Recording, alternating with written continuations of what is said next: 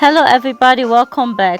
How to clean a couch. So today you will need like a spray bottle with like all-purpose cleaner, or use water with some dish soap and spray your couch. Then you will get an upholstery Woolite cleaner from Walmart, and then just rub everything in. Make sure you don't use too much though, because your couch will be super wet. If you have a leather couch, just use a wipe. Just spray some on your wipe and then just wash it gently, and then you just keep going for your whole couch.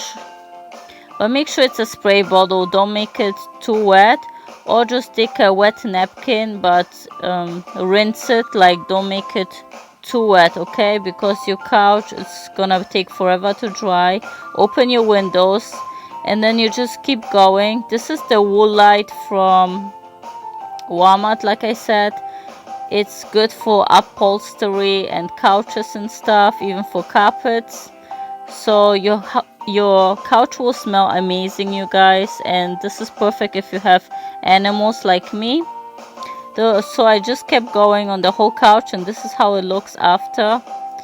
And you just need to wait till it dries. It's gonna dry quickly. Open your windows so it will dry quicker. So thank you so much for watching. Let me know if you tried it out.